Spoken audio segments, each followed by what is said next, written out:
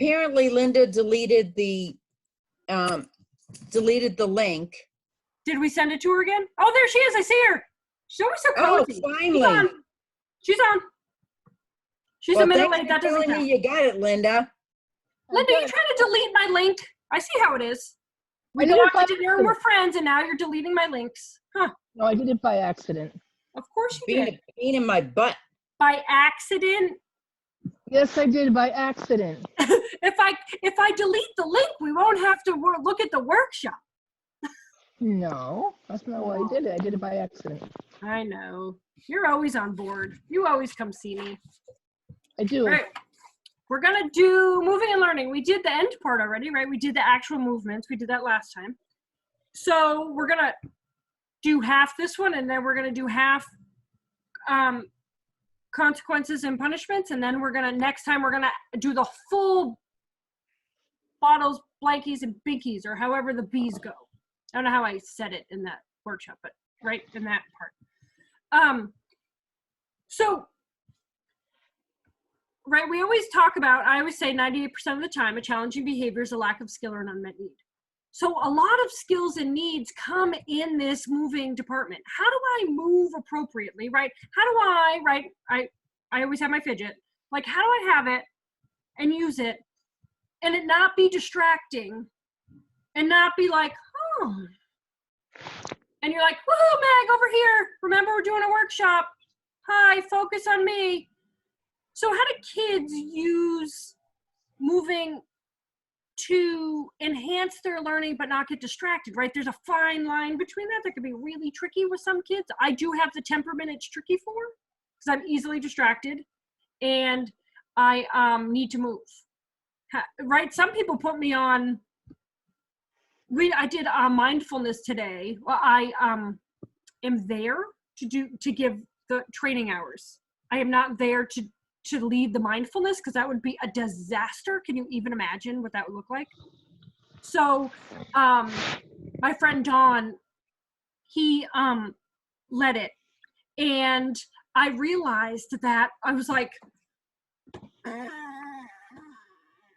I was all over the place. I couldn't focus. I was like, oh my gosh, I'm bad at that.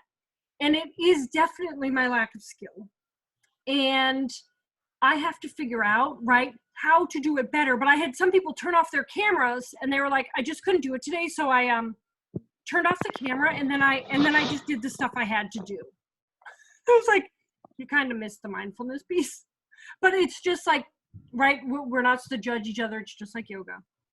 Like, right, has anybody been in yoga? And they're like, don't judge everybody. Don't judge yourself according to, and their feet are like over their head and wrapped around their head. And you're like, nobody can do that. And then I want to kick those people like, stupid. You're stupid. Right. How often do you come here? It's expensive.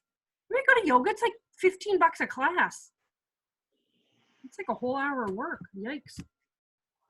So this part is really cool to me. So the more a child moves, the more a child knows, right? The more a child knows, the more a child wants to know, right? Like they get a teaser and then what happens? They want to keep going with the learning. And the more a child wants to know, the more a child needs to move.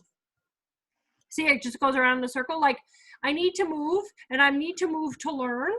And then I need, when I start to learn, I want to learn more. And the more I learn, I need to move again.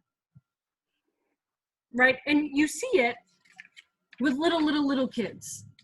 They start to move, right? We've done a disservice with all these things that we pack kids in. Like we pack them on us and we put them in carriers and they're not moving the way they need to move, right? You should be able to hold a kid on your hip and they should be able to stay up and hold themselves up. And I think a lot of kids are having a hard time and they slouch. Have you seen that more so, Carol? You see a lot of kids slouch and they just don't have that core strength in their body.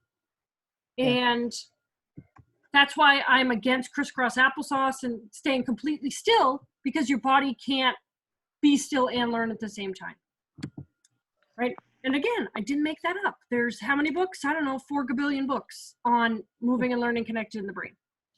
So the body is the brain's first teacher and movement is the curriculum. So we need to move. You need to let kids move. You need to have tummy time. You need to let them do all sorts of stuff.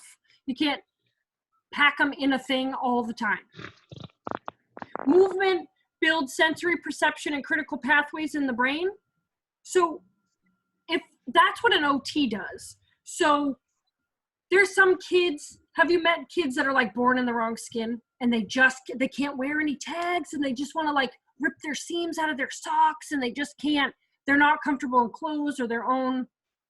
I worked with one boy in kindergarten like that. He had one pair of army green sweatpants the mom got at Walmart that he loved. And she bought 7 of them. So every day he had on those same sweatpants. Well, I used to work in a nature-based school, so our sandbox wasn't really sand, it was like dirt. And if you dug far enough, you found clay. So he would put the clay in his pockets, but he didn't tie the tie, right? Because sensory-wise, that was too tight. And he didn't wear underwear because that was too restricting. So he just had these sweatpants on with clay in the pockets. And then we'd say, hey, Daniel, it's time, the bus is here. And he'd run to the bus. What do you think happened? Pants like down at his knees. Everything's showing, everything's out because the clay's in his pockets.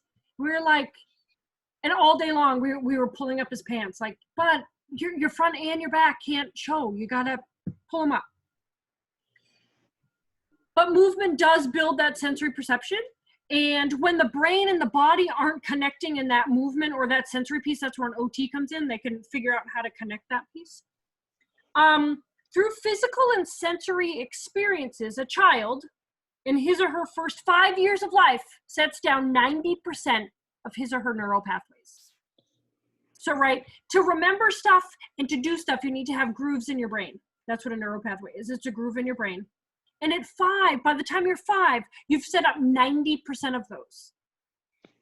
We know, right? We always say 0 to age 3 is so important. Who doesn't believe that? We believe it. Who doesn't? All the other people, right? Because we're babysitters or we get 37 cents an hour, right? I mean, but 90%.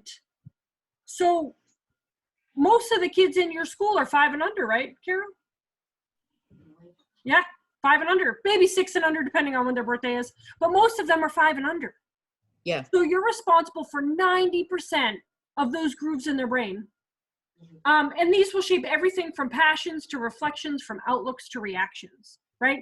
And self-regulation, what kids are interested in, how they can process when they've had a hard time or thrown things or had a challenging behavior. All of that is in those neural pathways, which needs movement. The more movement they get, right, the bigger the groove, the deeper the groove.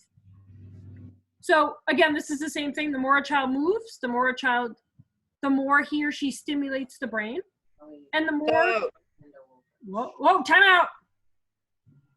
Excuse me? What is going on with Miss Pam and Miss Nikki over there? Okay, you can see them too? Yeah. No, what's happening? What are they, wait, are they, why does she have a Excuse me? flag? What I don't the know, fuck it's fun. is that? It's the Navy flag Where are you? on the porch. You're my favorite person right now that you think to bring the flag. I mean, I was jealous watching Kim because she's outside by the lake. I know, I see that. Are you on the boat, Kim? You know what? You're nobody's friend right now. We got the Army. Nobody likes you. We're all in a fight with you, and we're putting you in timeout. Yeah, Well, she wait, did. that might be on the lake. That might be okay. Yeah, right. Everybody. I live on the beach, which is amazing, except it's closed, so I can't Right, even. exactly. You can't even go on it. Stupid. Can't you run? Saturday and Sunday you Yeah. can, and then you know what's Yes, going to I am on happen. a boat. Nobody's going to keep 6 feet away. Yeah. No, next week. So Kim, are you on the boat? Yes, I am. You're a pissant. Yeah, you are pissing. And you know what? You don't get paid this week. So they take that. Yeah.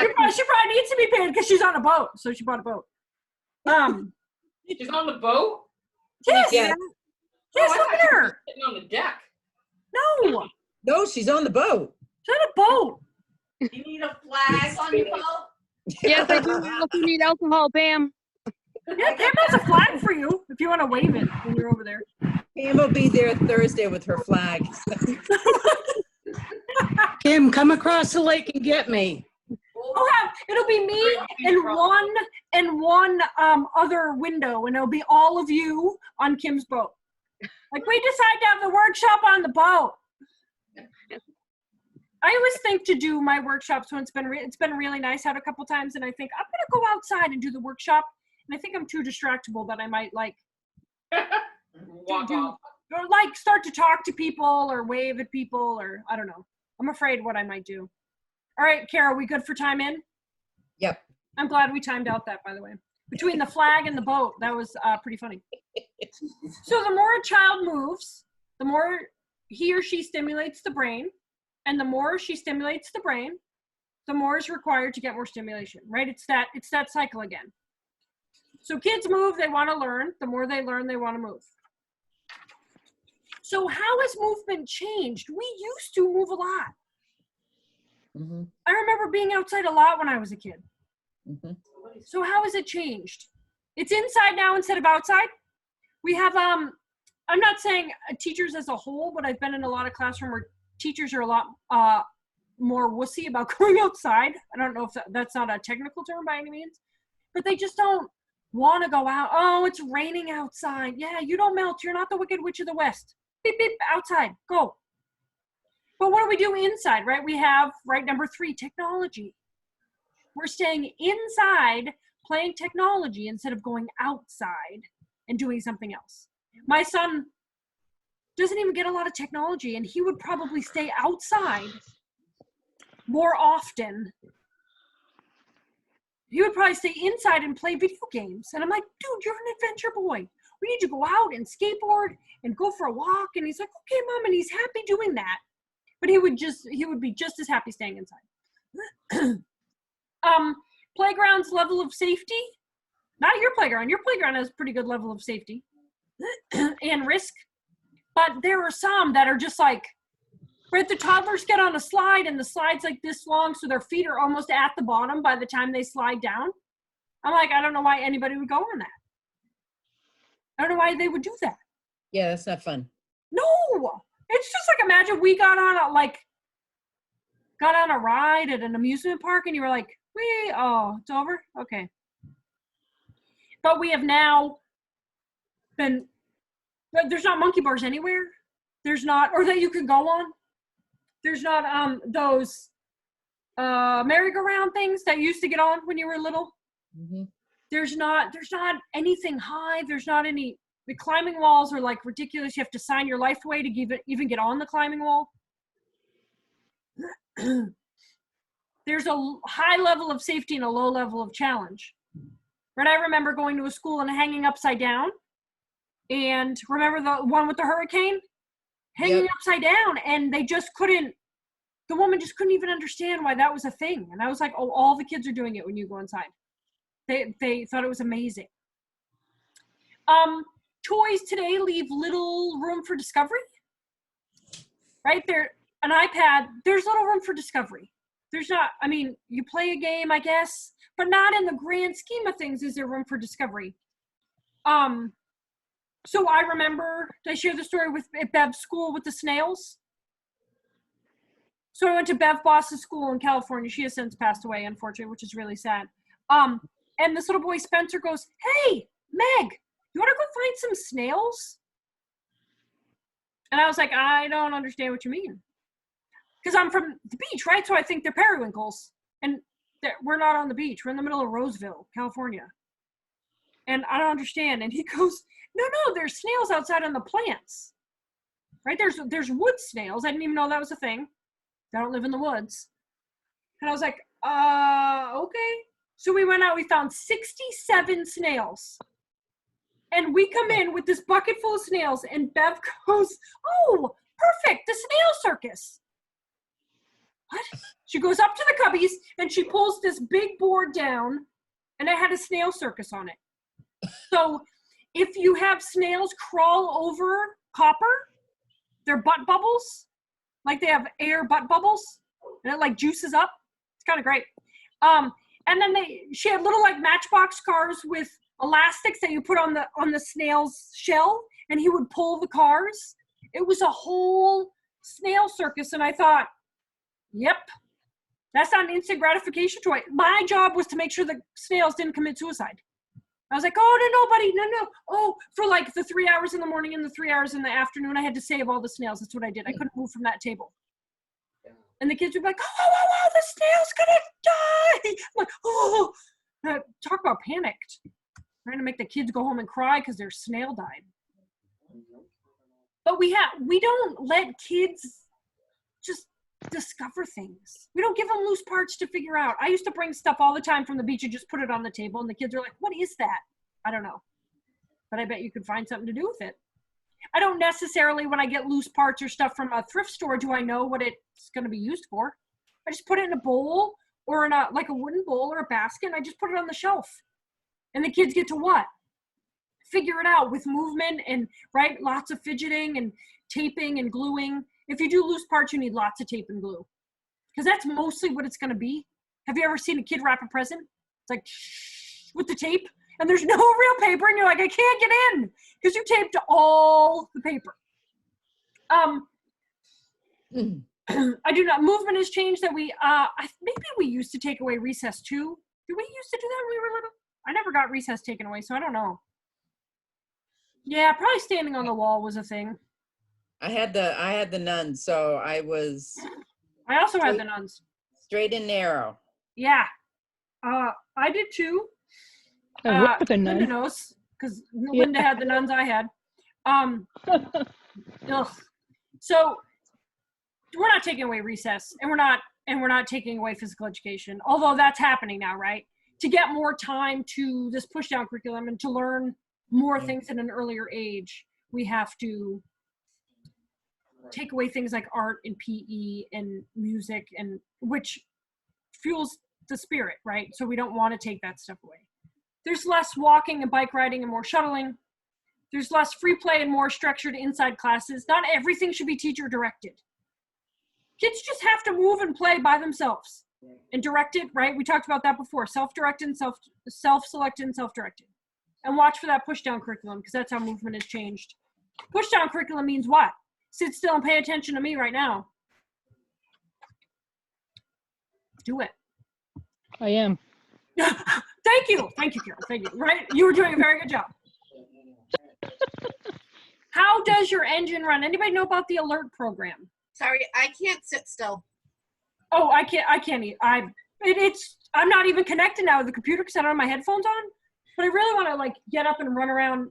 I have a couch right here and you can run in circles, and I just want to like, I don't judge anybody. I don't care what you're doing. I did not see Pam waving the flag, or I would have called timeout earlier. I don't care if you turn off your camera. I don't care if you're laying down. I don't care if you have to poop. I don't care about any of that. You can do whatever you need to do. You can do yoga. You can do dishes.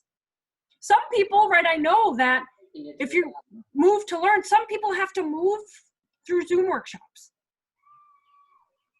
Oh, yeah. Yeah. Oh, Christine might say something. You're going to say something, Christine? You're just looking at me. She looked like she was armed. She was like really close to her camera. Moving, I'm going to fall asleep. Okay. Well, if you were gone, right? Jasmine was just gone. Maybe she was pooping. I don't know. I'm not. You can do whatever you want, Jasmine. It doesn't matter. Gotta put the baby to sleep, you know, and then get. Yeah, and every workshop I have to talk about poop at least once. That's my goal. And I did it. So now we can talk about other stuff. So the alert program knows that moving and learning is connected in the brain. So there's a book called Take 5. And I use it as, so we could be Pooh, Piglet, or Tigger in an environment. Tigger's up here, right? He needs a lot of movement. Pooh needs a medium amount of movement, regular, kind of those even-keeled kids. And then Piglet is those really tired kids that are really low, that are, some people substitute Piglet for Eeyore, but Eeyore I think is part depressed also. So I try not to bring Eeyore into it because I don't want you to think just because you're low energy means you're depressed. And I put pictures of Pooh, Piglet, and Tigger in places. Like Pooh is at the snack table, and Tigger is on the door outside, and Piglet is on the nap mats. So kids know, like, right, I've introduced them. I have stuffed animals in the classroom. And that stuff is pretty great, because a lot of kids, if you start in infants and you have Pooh, Piglet, and Tigger, and then you go to toddlers with it, and then you go to preschool, probably in kindergarten they'll figure it out, right, 4 years later, right? Because if they're not going to learn the first time, or the 5th time, or the 100th time. How does your engine run also talks about self-regulation? You could be high, medium, or low. How do you get different, right? How do you go from Tigger to Pooh, right? We talked about the alerting and calming. So if you need to be Pooh/Piglet at yoga, you don't want to get to yoga being Tigger, because you can't, kids can't move like that and know how to do that. We can, right? I'm sure Kim's outside because it's calming for her. And she knows, like, this is how I'm going to do it. Pam and Nikki are drinking, so they know that it's calming for them, right? Good job, girls. That's all right. I didn't bring mine up. I already drank it all. You got Nikki to turn around on that one. He was trying to figure out what was blue behind us. Blue. Were you playing I Spy while I'm doing a workshop? Yep. I spy with my little eyes something that is blue. Oh gosh, girl. But our body is like a car engine. So how do we can either, right, or a horse sometimes, right? We can canter, we can trot, or we can gallop, right? It's walk, canter, gallop, I think. Trot, you know. I don't know how it goes because I don't ride horses because I'm a little bit scared of them. But could you be a like a 1950 Chevy? Could you be a sports car? Could you be a Suburban? Like, trying to figure out how your engine runs. So my engine runs like Tigger most of the time, until I'm Piglet, and I need to be like, and I just need to lay down. So when I get to be Piglet, I have to look at right, we were in our shop space that my husband owns because he's a carpenter. And I was like, I'm going to go to the car out in the parking lot, and I'm just going to close my eyes. And Prina goes, why, Mommy? I said, because I'm Piglet right now. And I need to just close my eyes for a second. Like, under 20 minutes, but I just need to, like, and he's like, okay, are you going to be there a long time? He had no idea. But I knew that I was going to be grumpy, and I couldn't be Tigger anymore. And I could see myself fading, and I just need to take a minute. But a lot of people think, oh, you nap, that's a weakness, right? And I'm like, no. My husband will never nap. And he's like, I'm so tired. I'm like, we have lots of beds and couches in this house, and you could probably close your eyes for a minute. And he just doesn't ever do it. Me? How many people would nap all day long if they could? I just get up and, oh, I love nap. Right, Jasmine, that's because you have a 7-month-old. You probably want to nap when he naps. And your natural design, so we've talked about that before with that challenging behavior workshop. 8 senses, we talked about those, right? Right, not just 5. Don't forget the movement ones, which are vestibular and proprioception, the balance center and where your body is in space, and interoception, that's digestion and thirst and hunger. 5 ways to regulate, right? With your senses. Move, mouth, hands, ears, eyes. Make sure all of those. So some kids, when I taught kindergarten, needed to chew gum. If you opened our drawer by our sink, we had gum and all the names on it and all the different kinds. We had a drawer of gum. And then everybody, right, is always like, what? What do you mean? What if they put it under the table? Oh, well, there's a teaching piece. You can't just let 5-year-olds chew gum without teaching them how to chew gum. Don't swallow it, right? How many people? 7 years, bad luck. No, it takes, 20 years to digest? Right, didn't you get that when you were little? Don't swallow the gum. Don't swallow the watermelon seed. You grow watermelon in your belly. That's not true. My dad told me that all the time. I can hear my dog growling outside. Oh, we did it. We did it. 25 minutes, guys. This is the part we did already, right? The oscillation, rotary, linear, inverted, crashing, and heavy work. We did that last time. Yay. Yep. Okay, so now I have to stop share and go to the next one. Look at me. Oh, maybe not. Yes. Oh my gosh, I'm a genius. Genius, guys. Go Meg. Go Meg. Yeah. Because when I said stop share, you know what I thought was going to happen? You were all I was going to hang up on all of you or something. Christine's losing her marble. She's talking to herself out there. She's just like, did you see her like turn around like this? Like, Trying to get my dog to find his ball. oh yeah, you couldn't see your dog. It looked like you were talking to yourself, Tyson, which is fine. I talk to my. How many people talk to themselves? see? Tyson. Oh, hi, buddy. Oh, okay. He's like, ball, lady. Do you have one? Can you throw it virtually? Just give me the ball. Yeah, my dog's the same way. So now we're gonna oops, I should do that part first, I guess. Hey, So right, Casey. we're gonna do this one for the next half hour, and then we're gonna be on target with the infant toddler one. We're gonna give that one our full attention next week. We've talked about this a lot anyway with the love and fear with challenging behaviors. We've done a lot of this one anyway. Moving beyond rewards and punishments to choice and appropriate consequences. So right, I see rewards and punishments as fear-based strategies, and we want to choose appropriate consequences, right? Natural and logical consequences. So the first thing you have to look at, right, and many of the things I talk about is self-reflection. How do we discipline? A lot of times we discipline according to who disciplined us, right? Were you spanked when you were little? I was spanked with my pants up, but my neighbor was spanked with a wooden spoon with her pants down.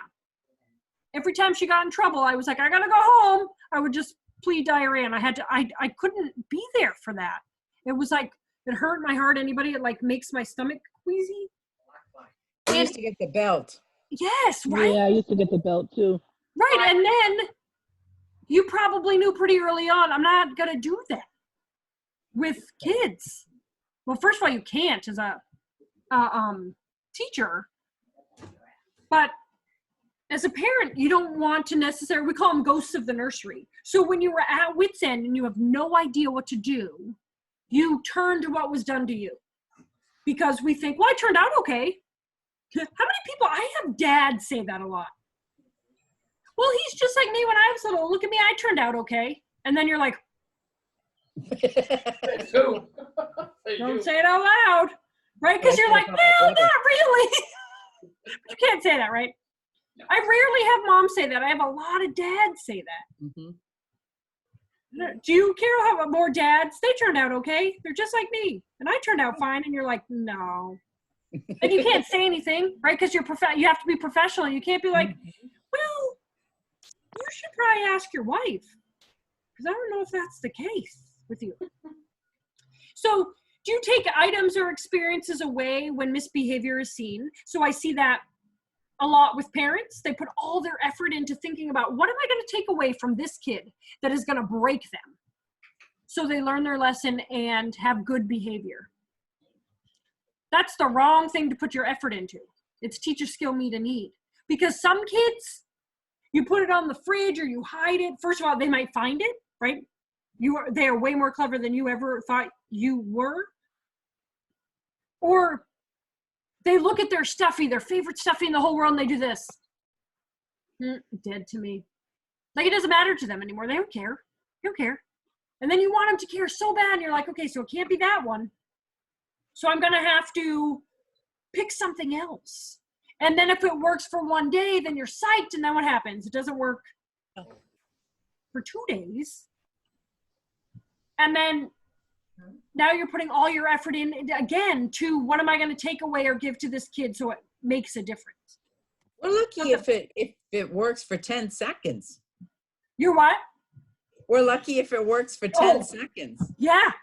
And I think if you think this is never going to work and then it does work, be thankful it worked for 10 seconds. Because usually what you think isn't going to work doesn't work.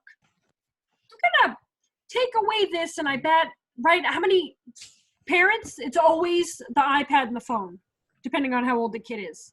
You're going to lose iPad time. I'm like, I always try to tell parents this. You know what? Every kid gets iPad time. How much is in your house? I don't know. That's a family discussion you can have over dinner. Is it 20 minutes? Is it an hour? If it's an hour, they can use it whenever they want, except like before school, during dinner, 60 minutes before bed. Otherwise, you can use your hour whenever. You can use it in 6 10-minute segments. You can use it in 3 20-minute segments. You can use it in 2 half-hour segments. You could use it all at once. It doesn't matter how bad your behavior is, how many bad choices you make, I'm not taking it away. doesn't matter how good your behavior is or how good the choices are you make, you're not earning anymore. And if the child keeps, the only way it changes is if the child keeps needling at you to get more, where every time you stop, they freak out. And you've done the skill teaching thing, you've done meeting the needs, you've, like, my son can't be on an hour at a time. He then gets a headache, and then he has a headache the rest of his day. We found out that not so much with TV, but with the iPad, because it's like right here, that he gets a headache. And he's trying to figure out his body to know when it's like just starting, to turn it off right away, go get fresh air, get something to eat, get water. But he's 8. So he's trying to figure that piece out. And so that's the rule in my house, that once you get a headache, it's all done for the day. And it's not a punishment, buddy. It's just that nobody wants their head to hurt, right? I get headaches. How many people get headaches? Oh my gosh. And they're terrible, right? I get terrible. I can't see Christine. I just saw the hand do this. There you are. I don't wish some of the headaches I have on my worst enemy. Oh, they're so terrible. I got migraines when I was little and I couldn't talk and I threw up. And I don't get it so much with technology, except with the iPad when it's really close to my face. Like, these don't give me headaches. The Zoom stuff doesn't give me a headache. Watching TV doesn't. But when my eyes are trying to look in this amount of space close to my head. So figuring out that part, I give a lot of parents like this freedom, like, pick how long it is, and then we're not going to take it away, and we're not going to give any more. And if the strategy doesn't work, meaning the kid keeps freaking out, then it's all done together always. And that makes it harder for the parents, right? I mean, I think technology is alive so we can make dinner and go poop and have a minute to ourselves, right? That's the good part of technology. But it can't be used all the time. So does the discipline use natural logical consequences? Are you teaching skills and meeting needs, right? Because 98% of the time it is that, teaching a skill and meeting a need. When we did the love and fear, we talked about where those love strategies came from. Before we go any further, remember that when a child is emotional, they cannot be logical. So natural logical consequences take a while to learn, because if they are trying to learn them when they're emotional, they need their logical brain turned on to remember that piece. So when your emotions are high, how many people have had high emotion? I figure in this COVID stuff, high emotion. And then when you've calmed down, you've been like, oh my goodness, I can't believe I did that. Or someone saw that happen. Or I knew I wasn't supposed to, but I couldn't help myself. How many people have done that? Sometimes I say things and I'm like, oh, I shouldn't have said that. But I was so emotional that it had to come out. It's usually the one that starts with an F. And I'm like, because that's just how I get mad, when my emotions are really high. So know that when a child is emotional and you're trying to teach self-regulation and, right, there's safety involved, that's the part that natural consequences move from natural consequence to logical consequence when safety is involved. Because the natural consequence is like, oh yeah, go out on the road and play, see if I care. You'll get hit by a car. So you can't go out on the road. So you have to change to logical consequences. So how do you get past that? So Tell me a story. 2-year-old turning 3. I didn't feel that he was challenged enough in the 2s because he's one that can't sit. Mm-hmm. I mean, constantly moving, needs to be challenged. So we moved him up into the 3s a little early. Situation for this little guy is that mom and dad pretty much do everything for him. So like pulling up underwear and pants after going to the bathroom, being able to put on a shoe. I mean, it's just, he will definitely just total breakdown for a good 20 to 30 minutes. Put on a shoe because he wants you to do it and he doesn't want to do it? Yes. Is he able to? Yes, you can put it on. I think so. I mean, we struggle with it, but it's like Linda was working with him on the playground because he was just, Becca had tried to get him to put his shoes on before they went outside. Mhm. She was inside probably 10 minutes. We were out putting the tarps up. And I said, have Becca bring him out here.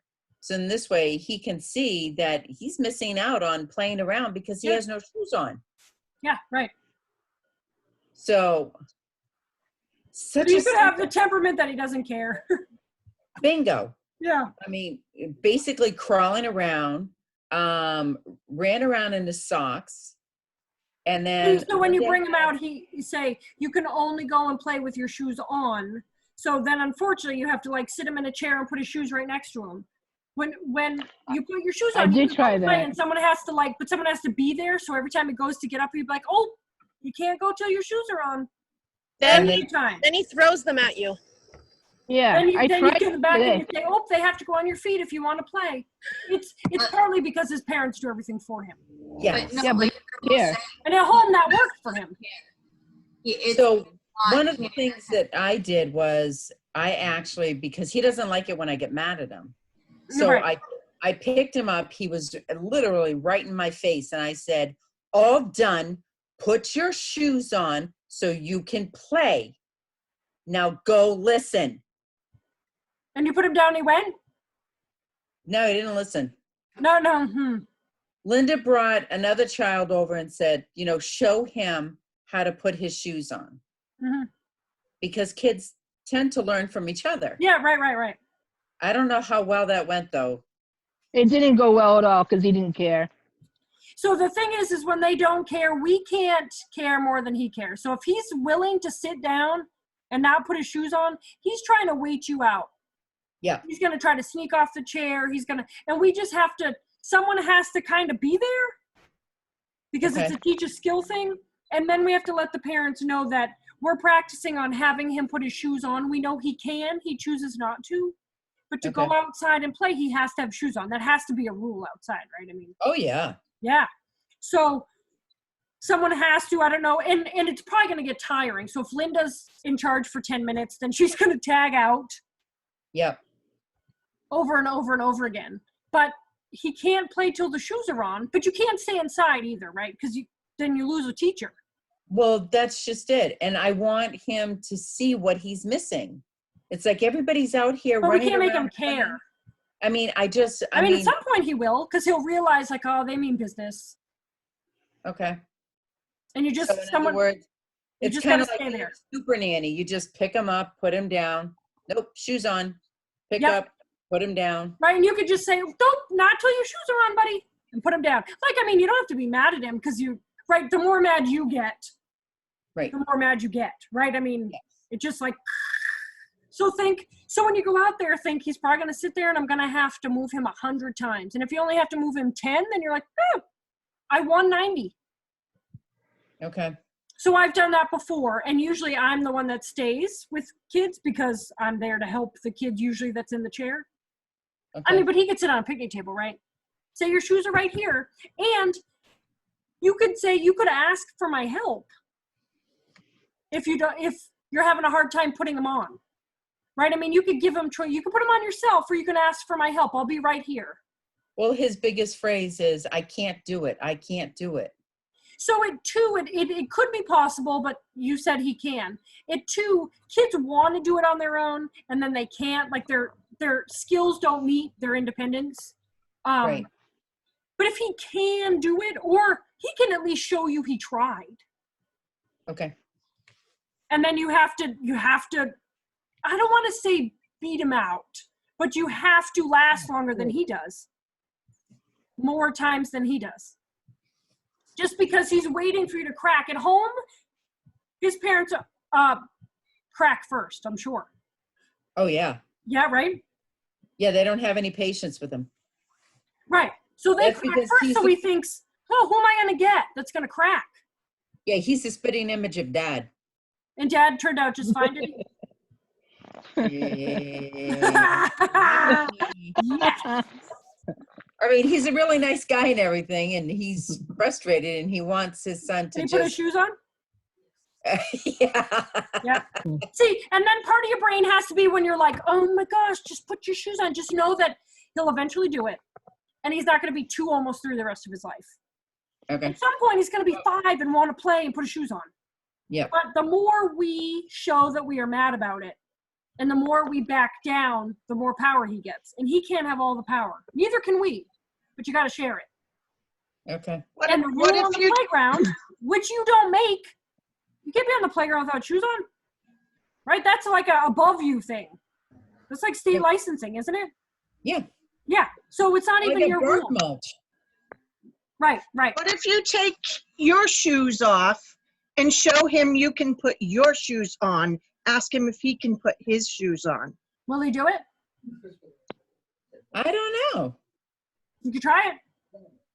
Well, Linda wears Crocs, so that's not going to help him. Well, Look at how easy it is. Choose tomorrow just so I can do it. Yeah, right. Okay. I'm not there, Linda, but I'll help you. Yeah, and only give yourself and Linda, only do it for a little bit of time and then tag out and then go somewhere else and then come back just so you don't, otherwise it's going to crack you easily. Yeah. It's just the way it is. It's what he does. Yeah. And that is a good strategy for when you're older and you're trying to like get a raise or a promotion, or you're trying to get the job, or you're trying to pass this big test. You have that determination and you're going to dig your heels in and do it. It's just really hard when you're 2 and your shoes aren't on.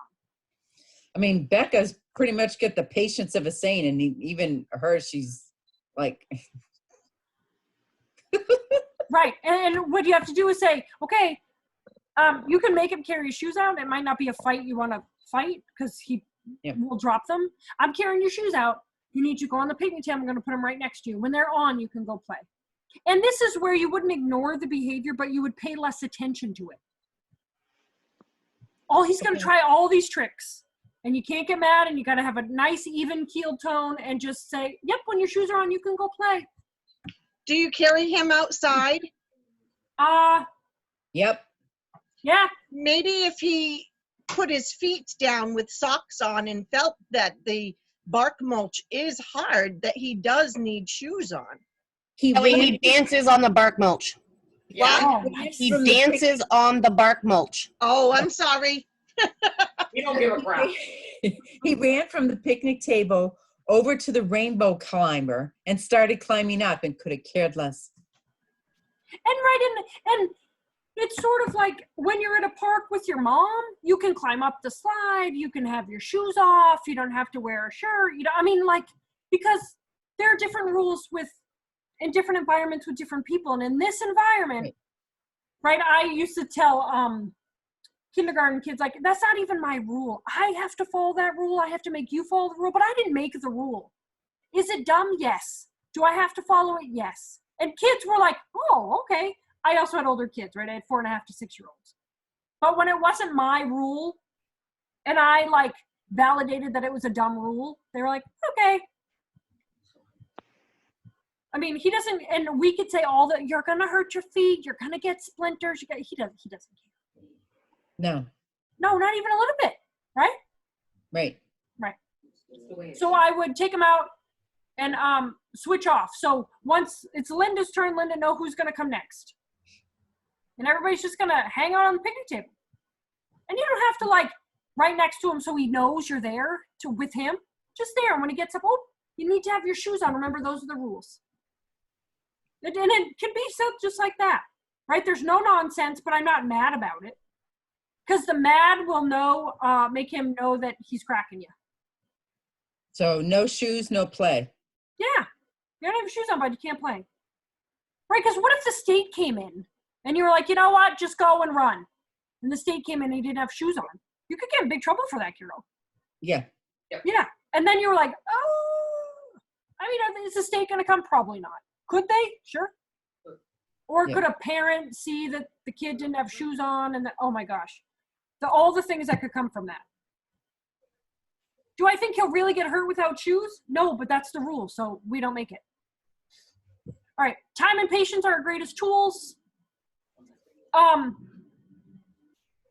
if people, I always see when people lose control or they feel like they're losing control, they dig their heels in and gain more control, right? So in this situation with the shoes, it's when our voice raises and then we're trying to shove his feet in them and then we're getting angry and right, you've lost all control. So now you're like, I'm going to show you. He doesn't sound like he's the kid that's going to work for. And the kids it would work for because they're scared and they're sad and they're upset that you're mad at them, that's still fear. Right? They're only listening to you because they're like, oh, she's mad, better listen. Oh my gosh. Being someone who can influence others is your greatest strength. Relationships are your best strategy, your best discipline strategy, your best, right? I remember I did something, of course. I was in trouble when I was little. I was in trouble a lot. And my dad just came up to me and I'm like, oh my gosh, you're gonna yell at me. And he goes, I'm just so disappointed in you. And I was like, oh. And the other day I did something to Brendan. I can't even remember what it was. I was being funny. He did not think it was funny. He goes, Mommy, you lost my trust. And I was like, oh. I was like, well, there goes that. And I was like, how can I make you feel better, bud? He goes, I just need a minute. It was like totally reversed. I was the 8-year-old. He was the adult. I don't even know what I did now. I was in trouble for a little while, though. That's all right. Nikki was in trouble this morning. What? Yeah. Her daughter yelled at her, you lied to me, just out of the clear blue. Oh, did you really lie to her? No, she just didn't listen to the whole conversation. Oh, yeah. Selective hearing. That usually happens in boys, but Oh, she Nikki got also happens in 10 girls. times a day. She does that. Flips out like that and stomps off. Oh. You were never like that. Before I Apple. came over, last night I heard her stomping from here. I could Yes. hear her stomping up the stairs into her room. Oh, my son sounds like an elephant when he's mad. Yeah. He stomps, slams doors, and I was like, yo, elephant, don't slam the door. My husband will take the door off the hinges. Yeah, we've done that before. Yep. My father used to make us, if we stomped up the stairs, we would have to go up and down the stairs quietly until he thought we learned our lesson. Wow. Oh, She'd hate that. I can hear my son crying. He got hurt doing something. Uh-oh. Yep. I think if they were playing basketball, I think he got in the face. I Hmm. hear, boo, boo, boo, boo. Tell them to suck Can it this up. go till 8:30? I'm gonna be here till 8:30. I'm just kidding. So conflict happens. Make sure you enter, maintain, and exit it well with calm, neutral, even tone. Because when it's conflict and the kid knows that you were mad, it's to their advantage. Whispers That's turn not into easy. yelling if you aren't paying close attention, right? So watch the kids when they show you little stuff like, I'm hungry. Ah, this classroom's too tight. And then all of a sudden they freak out. What could it be? That they feel closed in and that they're hungry. But we didn't listen to those two things. So they had to like make it big so you could hear them. Right? Which is what happens when you ignore. Right? Kids get louder, higher, faster, bigger, stronger. Naked pee on the floor. I've seen naked pee on the floor so many times. Hurt people. So people who are hurting themselves hurt others. We see that right with the cycle of abuse. So make sure that you're taking good care of yourself. Look at this, developmental norm. We have 10 minutes, 11 minutes. So the developmental norm meaning what? So when you give an adult directive, put on your shoes, the kid's 3, right? He will listen about 60% of the time. So if you're like, you know what, he puts on his shoes like half the time. Great, you're doing it. That's a developmental norm for a 3-year-old. For a 2-year-old, it's less, right? It's like 50 to 60% of the time. So when you give an adult directive, know that 3-year-olds only listen to you about half the time, a little more than half the time. 4 years old, it's 70 to 80. 5 years old, it's 80 to 90. 6 years old to adulthood, it's 90% of the time.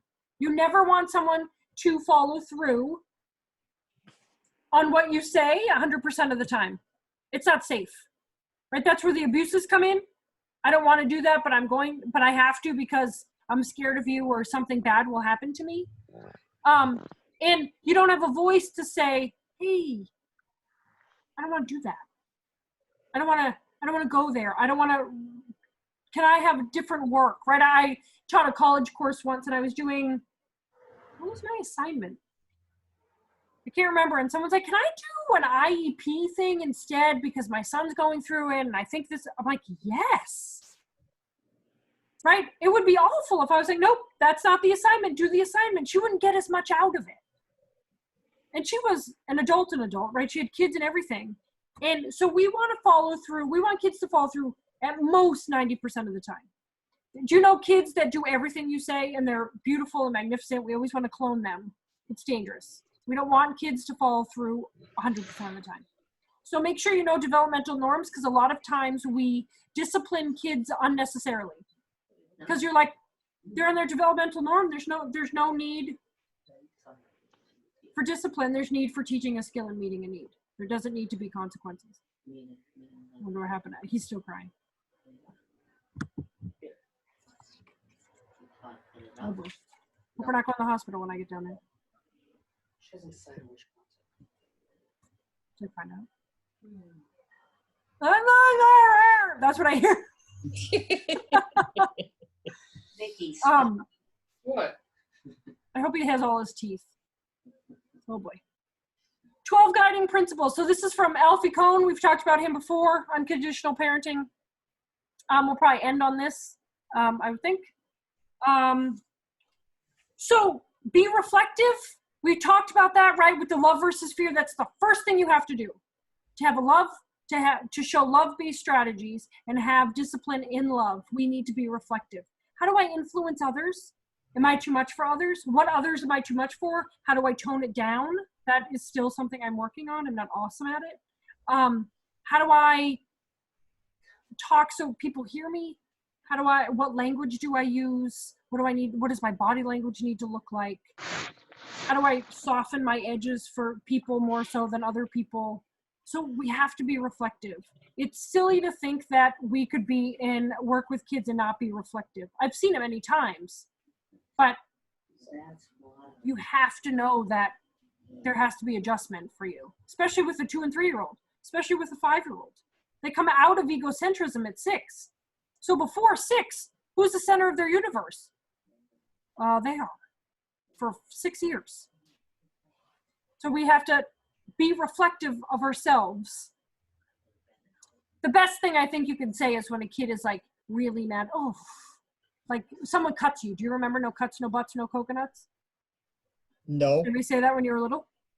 No. Someone cut you in line and you were like, no cuts, no butts, no coconuts. And people get so mad when people cut. And you're like, oh, I remember that. We had a saying, no cuts, no butts, no coconuts. I hated when someone did that. It's really unfair, isn't it? It makes, I'd be mad too, right? When you can tell a story of, I'm really good at telling stories and remembering from my childhood and then making them up. But I sound like they really happened. And kids are like, oh, it happened to you too. And it gets them to like this. So you can help them get farther down and calm better. Reconsider your request. You know how many dumb things I hear teachers say? This is my favorite one ever, that I think a lot of people would be like, yeah, but when you look at it, it's not as cut and dry. So this boy, I still work with him now, he's 14, but he was 9 or 10 at the time. And he was in a public charter school and his teacher was absent. So he had the para was the teacher for the day.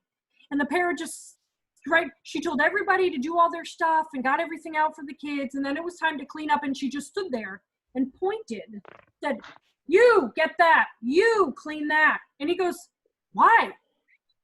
Why can't you go and clean stuff up? And I was like, he's like, you helped us make the mess too, just because you're the teacher. And I thought he was sassy, right? So she didn't hear him best because of the sassiness, but he was right. And I thought, I bet it's just the way you said it, bud. I've had so many, they've been usually older boys that have their tone and their volume and their condescending nature make it so the teacher can't hear it, but their message is exactly correct. And I'm like, but we have kids do weird things all the time. I was in a school that the kids had to sit, you can't see my desk, but sit like with their bellies up to the table, and they couldn't turn around to talk to their friends, and the teacher flipped out, don't turn around, you're gonna choke. That is not true. How many people have walked and eaten before? Stop it. You can choke sitting down as you can standing up. And they couldn't look behind them. They couldn't talk. I'm like, your requests are ridiculous. That's not, lunchtime is supposed to be like a social time. It's supposed to be a good learning time to be social and grow That's with how your St. social Peter's was. What, Linda? That's how St. Peter's was. I know. You I couldn't know, talk and in you the had to eat cab. all your food. Yeah, or she made you stay there. I know. Shepherd's pie. I will eat it now. But I did not eat shepherd's pie for a good 35 years because I just wanted the mashed potatoes, and you can't pull mashed potatoes out of shepherd's pie. So I didn't eat hamburger and corn. And I sat there for all the lunch periods, and they yelled at me for all 3 or 4 lunch periods to eat the shepherd's pie. My favorite was the mashed potatoes and bologna. Ew. Together. The mashed potatoes were warm, but the bologna was cold. I remember that. And if you had seconds, you had to finish the seconds. Gross. Yeah. And if you took your plate away, and then she gave it back to you after everybody was gone. Yes. Yeah. Yeah. But I mean, why are you gonna make me eat shepherd's pie? First of all, you're getting really mad, and you can't make me eat it. I won. I didn't eat it. They were so mad at me, but I won. I left there like they were so mad, and I was like, winner! Didn't eat the gross shepherd's pie. I mean, how many people eat things based on what it looks like? Still to this day, if it looks gross, I'm not eating it. Shepherd's pie is a glop of That looks gross. grossness. Yuck. That stuff, head cheese. Oh, Oh, stop. ugh. Okay, we got 2 minutes. I just threw up in my mouth. Oh, 2 minutes. Focus. Keep your eye on your long-term goal, right? Teach a skill, meet a need. It's going to take a long time for them to learn it. So you can't just teach them once and then be done with it. Put the relationship first, right? Relationships are your best strategy. Change how you see, not just how you act. So we have to see, think, and act differently. I hope with all the workshops that you've gone into your classrooms and seen things differently, and then thought about things differently, and then acted differently based on what information you're given. Respect, just because they're little doesn't mean they deserve less respect, for sure. Be authentic. Oh my gosh, disingenuous nature makes me so crazy. You did such a good job today when you sat down and ate your food. I am so proud of you. I want to kick you in the face. Stop. Why do you sound like that? Disingenuous. Or, hi, buddy. Oh, you can't be hitting your friends. That's just not a nice thing to do. When I'm like, I can't take robot voice or that sicky sweet voice. The kids know you're not being authentic. Mhm. If you mess up but you're authentic, I think kids will forgive you. Ew, I can't take it. Talk less and ask more. That's a strategy in my house. Ask more questions. Ooh, geez. And my son will say, Mommy, I was going to do that. You didn't give me enough time. You forgot to ask more questions. Shouldn't have taught you that strategy. He throws it in my face all the time, and every time he's right. Because I'm chop in my house, and I married and gave birth to slow. Really slow. Keep their ages in mind and that developmental norm. Don't stick your nose in unnecessarily. See how funny that is? I didn't make it up, but I think it's still funny. Create a yes environment. We don't have to say no all the time. So, right, how do we change? Mommy, can I have a cookie? No, buddy, we're having dinner. It's dinner time. Sure, you can have a cookie. Get a cookie. Put it on the plate. We're going to put it up here so we don't forget, and we'll eat it after dinner. But it takes some time to change that no into a yes. Some kids just react to no's just because it's a no. Doesn't matter. You can explain it all you want. The minute you say no, you've triggered. So instead of the negative, try and do more of the positive response. Yes, it takes a This lot way of they thought know though to that- change it, to flip it. So it's like, yes, you can go outside. We just have to do this first. Right. Okay. You can't go outside without your shoes on. Right? You can't. Can I go outside? No, your shoes aren't on. You sure can. Make sure you put your shoes on first. Okay. Right? But it takes a minute to think. You can even say, wait a second, hold on, I have to think about that. So you can have like a minute to, if you're a mom and a dad, I see mom say, you know what, I have to talk to your dad about that first. Give me a second.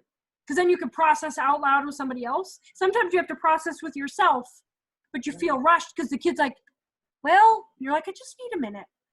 And I always say, my brain's a little squirrely, so I'm not real sure. Hold on. Don't be rigid. You will work with kids that fall outside the box. Don't put them back in the box. Make their own box outside. Don't be rigid with the rules like this. Rules are made to be broken. And if you have me as a kid, I broke all the rules. I break the rules currently still now, except the COVID ones. Who knew? I'd follow the COVID rules. Can you believe it? Rules are not black and white. There's a lot of gray. Right? I think they're all gray. And if the rule is dumb, I'm not following it as an adult. So if you think the rule is dumb as a kid, challenge it. But not everybody thinks that way, though. And don't be in a hurry. Kids don't care about our schedules. Come on, let's go. We only have the playground for a half hour. We gotta go. The kids don't care. Like, why do we have a playground for half an hour? That's dumb. That's what they're thinking. So, and more can be found in unconditional parenting. We did it. 802. The last one. We're gonna do that. I'm gonna miss you guys. Okay, I won't talk about it now because I might get teary. Okay. On Thursday, we're gonna do blankets, bottles, and binkies, or binkies, bottles, and blankies, or blankies, binkies, and bottles. However that's supposed to go. Infant, toddler teachers, come with your crowns on. This one's for you. Okay? We'll see you at 7, and I will, this one is recorded, so it will be up on the website probably tomorrow, Carol, okay? Okay. Okay. Love you Thank all. you. Bye. Bye. Happy drinking. I mean, sleeping. Drink it. You'll be sleeping fine. That's true. Oh, geez, every time. I always say one more bye, and then I mess it up.